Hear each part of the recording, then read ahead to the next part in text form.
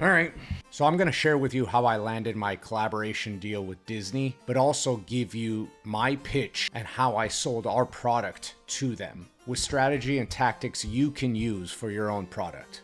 My last company did over $25 million in revenue, and I work with entertainment companies like Disney, but also Netflix, Universal, Lucasfilm, the list goes on. I'll show you how I got their attention, how I sold the idea, and how you can apply this to anything you're building. So of course, when I designed this product, no one knew about me. No one knew about the product. So the first step was to make sure we get the awareness and attention and allowed that to first spread. This is one of the most important parts that people miss because you can't just make a product and expect to sell it to whomever you choose. Of course, there's no rules to this, but it's much harder to go about it that way because that attention and awareness that you build first is the leverage you need to sell to these larger companies. It's not just for them to understand that people are talking about your product, but because you want them to understand that it's a benefit for them. You see, these entertainment companies want to associate themselves with what's popular. And if you're selling something they already do, they're not going to find value in that. The question is, are you doing something that they are not doing? Or if they are, is it better than what they're doing? So let me give myself and my last product as the example. Flowers were nothing new to Disney. They've already had deals with other larger companies, and those larger companies were making more money than us. But the key difference was the actual product. What we were doing was so different from everyone else, and that allowed my pitch to stand out. So my product was roses in a box. This wasn't new,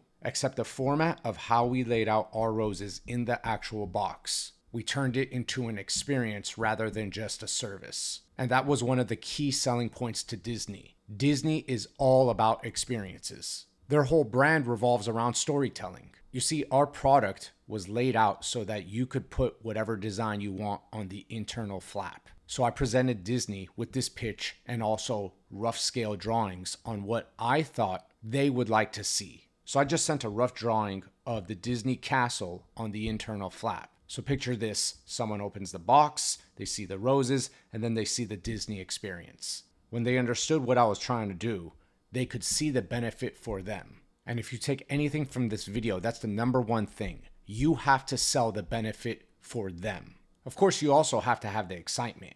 I grew up as someone that loved Disney, so it was easy for me to connect the dots and put this pitch together. Now you're probably thinking, that's nice, but how did you even get their attention? Who did you talk to? When I started my company, I knew nobody. My only connection was the internet. So I used that to my advantage and I started researching people that worked at Disney, more specifically in their consumer products division. And I just started sending emails. Be aware, I'm not the only person pitching them. So this process in itself will take time and it takes consistent work. You don't want to spam their inboxes, but if the first try doesn't work, maybe tweak what you're sending them. So for example, if your pitch revolves around your product that's a drink, your subject line can say something like, new magical drink for wizards. It needs to get their attention. But after you have their attention, your pitch needs to be strong enough that they see relevancy to their own brand. Of course, you're going to get the feeling that you send 1 email, 2 emails, 10 emails, and no one's responding, and they just don't care. But I will tell you, you cannot stop until somebody replies back. Because that's exactly what happened. For almost 4 months, I was emailing them. You see, these big brands aren't looking for companies. They don't need that extra money. But what they're looking for is energy they don't currently manufacture themselves. So it's easier for them to just plug in with a product that already has attention than for them to reinvent the wheel and do something similar. So when you pitch them, don't show them what you sell. Show them how it makes people feel. That's what moves brands. So create that feeling. So let's assume you get their attention and now you want to pitch your product and they love what you're doing. They're going to ask you how big your company is and what your revenue is. Of course, if you have revenue, that just plays more to your advantage. But if your revenue is small, you have to show them why this opportunity is something they don't want to miss on. And that comes from the attention you're creating. Show how that will benefit them and the story that they tell with their own brand. And please take your time with this. This is not going to be an overnight thing, unless you already have huge popularity and millions of dollars in revenue. But assuming you don't, assuming you just have a product and you're just getting started, or your current movement is still slow, Work on the awareness and attention part first. You want that leverage to sell them.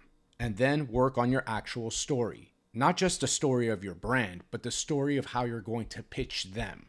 The advantage of my product was I was able to share their story on our product. I was able to tie their story into our experience. And I was also selling emotions with our product. So for them, it was all green check marks. Let me tell you, having a company like Disney collaborating with you changes the whole dynamics of your business. You start to get so much more attention and awareness because now you have their backing.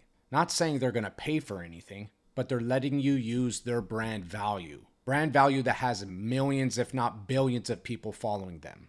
But it needs to be a cohesive collaboration because it's easy to just start creating things using only their designs.